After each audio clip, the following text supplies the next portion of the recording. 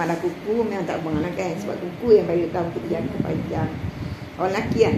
Orang lelaki salin dari salin ihram tu pakai kain pelekat. Tapi kain pelekat tak berjahit lah. Macam kain batik lepas tu. Dia kalau tak koyakkan kain tu.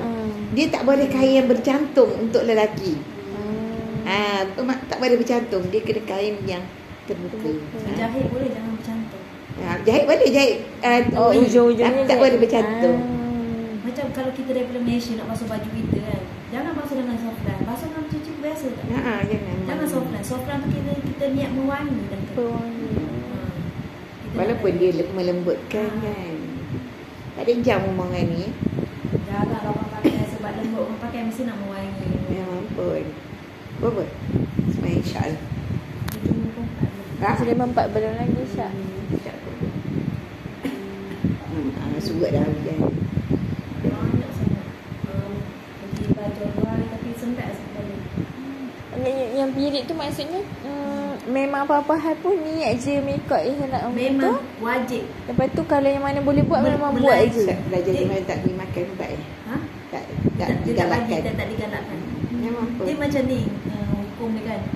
Macam kalau kita masuk Madinah dulu, kita nak pergi masuk Mekah, kita memang wajib mikot kat Bir Ali. Kita tak boleh mikot kat tempat lain, Qur'an Manazil ke. Sebab apa? Sebab kita akan ikut yang tempat kita masuk dan mikot tu paling jauh.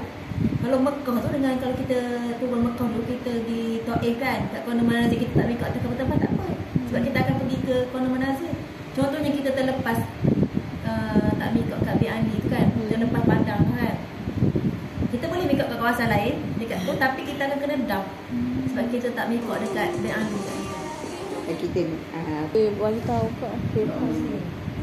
Kalau saya ada dengar kawan saya dulu dia pergi umrah, tapi masa tu dia model lah kan, dekatan macam tu.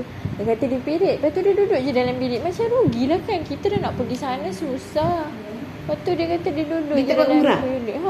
Dia kata pergi, okay, dia kata lah dah pergi umrah ke Kedah, dia jawab. Tapi period dia kan duduk je dalam bilik. Rugilah.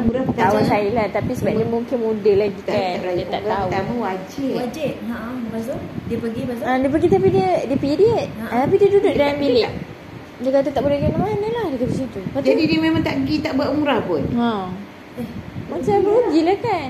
Memang sangat-sangatlah rugi. Sebab dia buat macam mana, dia keluar dari ihram tu macam mana? Yang tu saya tak pasti lah. Cuma kita tanya. Mana boleh? Mana boleh? Memang kita akan kena mikot juga. Tak iyalah, tapi nak masuk tanah suci tu memang kena mikot juga. Niat ihram juga. Sebabnya kalau kita dalam keadaan kotor pun kita kena niat kan. Kena. Sebab kita nak pergi umrah. Mungkinlah kot dia ni. Cuma ibadah apa semua lepas tu. Kalau yang tadi kat kata memang dia kena, dia yang wajib dia pergi umrah je lah. Memang dia kena buat umrah tu. Tapi memang dia tak boleh pergilah ke Masjidil Haram selain daripada umrah tu. Memang betul lah dia duduk dalam bilik. Kita anggaplah dia buat. Tentu dia dah. Mestilah dia tanya ustaz dia, takkan dah sebarang pergi. Sebab tu kena khusus. Memang tak boleh pergi saja. Memikirkan rugi lah kan. Dah lah jauh nak pergi. Dia mesti ada ziarah pertama. Pergi ziarah tu kan. Ziarah. Kalau yang saya tengok budak tu pergi, yang waktu ada kawan tu kan dia period dia duduk je kat kawasan luar tu, luar masjid kan. Masa lobby. Dapat nampak intai. Tu Kaabah tu pun cukup dah. Dia boleh je nak kat sana dia jual ubat yang untuk berhenti dalam 48 jam. Ada kalau takut nak bayar dam kan.